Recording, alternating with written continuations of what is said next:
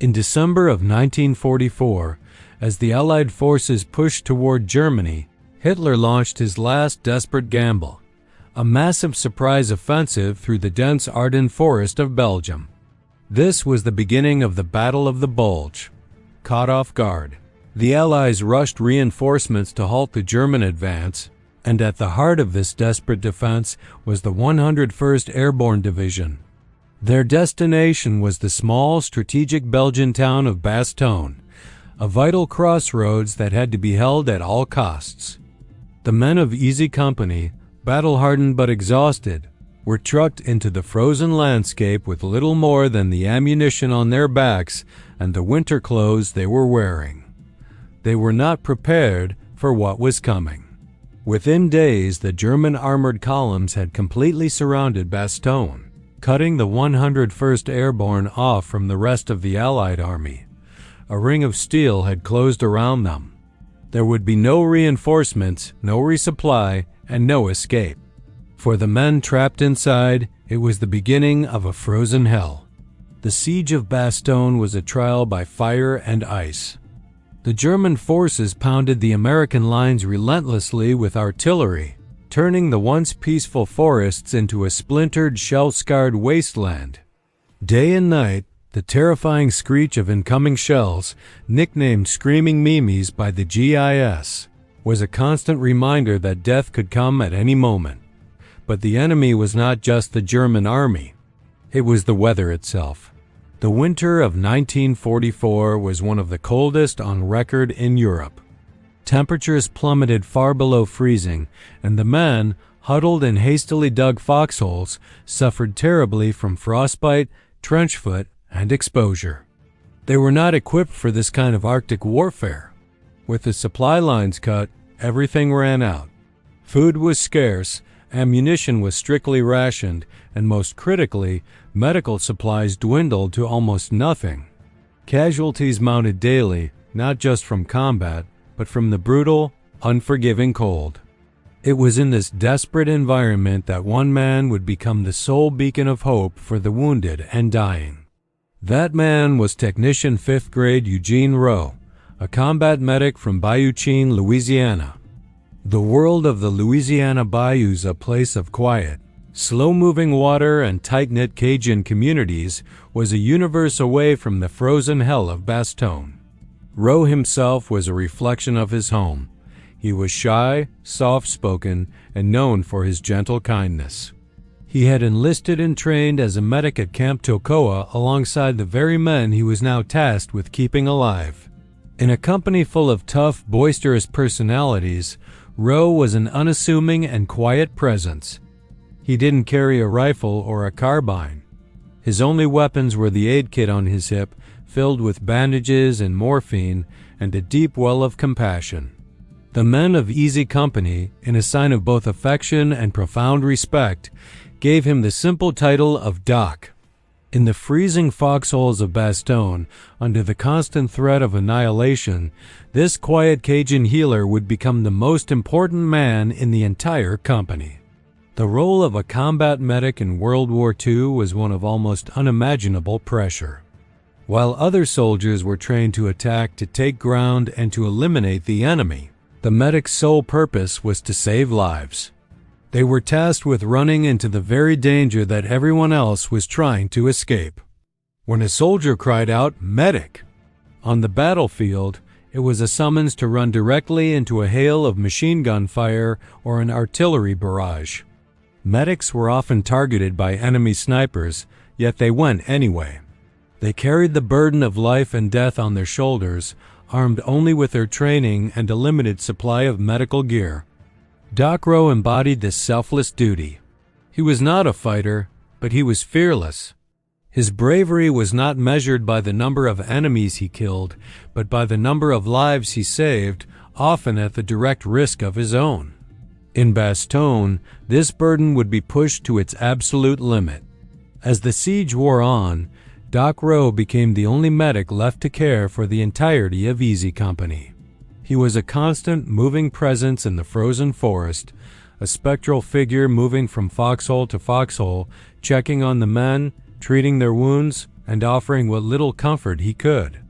He became their lifeline. When a man was hit, it was Rowe's calm voice and steady hands that greeted him. He moved through the carnage with a quiet determination, seemingly immune to the chaos and fear that surrounded him. The soldiers saw him as more than just a medic. He was their guardian angel, a symbol of hope in a hopeless place.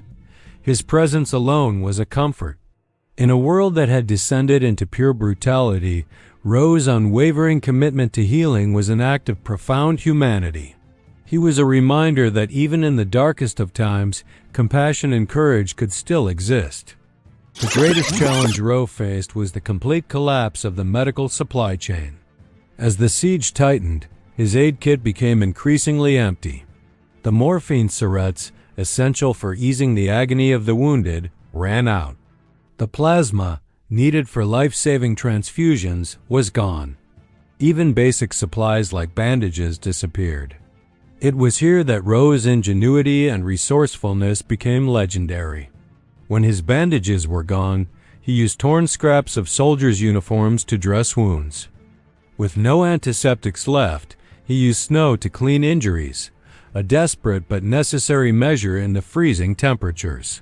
He scrounged for any usable supplies, begging and borrowing from anyone who had anything to spare.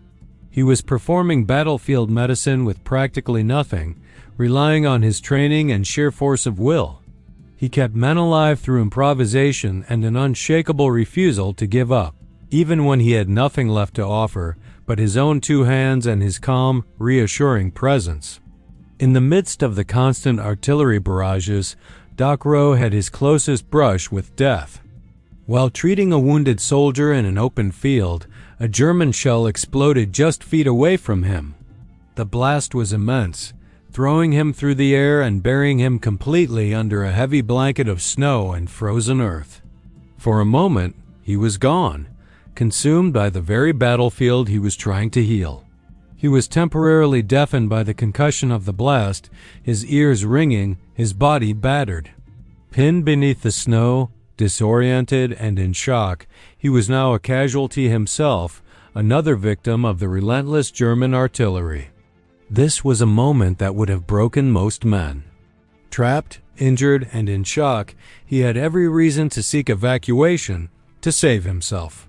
But his duty to the men of Easy Company overrode any instinct for self-preservation.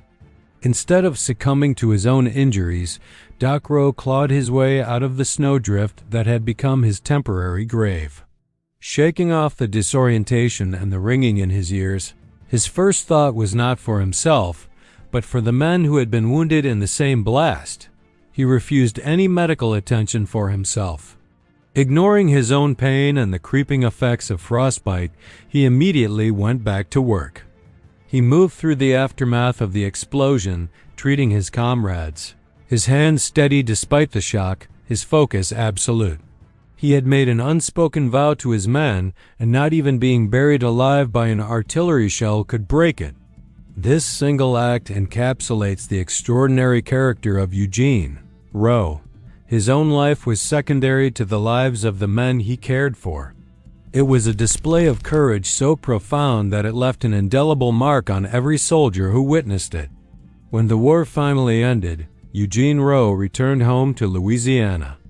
Like many combat veterans, especially those who had witnessed the intense trauma of being a medic, he never spoke of his experiences.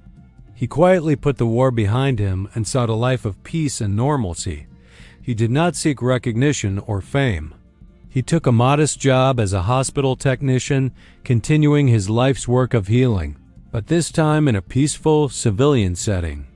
He lived a quiet, unassuming life, the heroics of Bastogne locked away in his memory, unspoken and unshared for decades. He passed away in 1998, just before the Band of Brothers miniseries was created, a project that would finally bring his incredible story to the world's attention. He never saw his own quiet heroism portrayed on screen, and perhaps that is how he would have wanted it. He was not a man who ever sought the spotlight. While Eugene Rowe may not have spoken of his own heroism, the men he saved never forgot.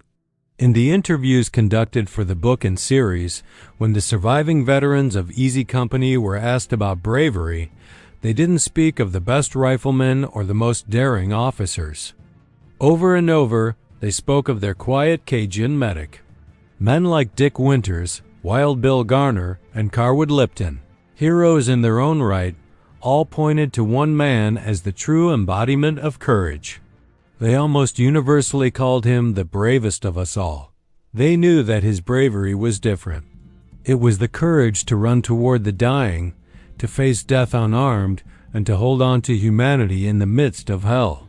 Eugene Rowe's legacy is not defined by medals or battlefield victories, but by the lives he saved and the unwavering respect of the men who witnessed his selfless courage.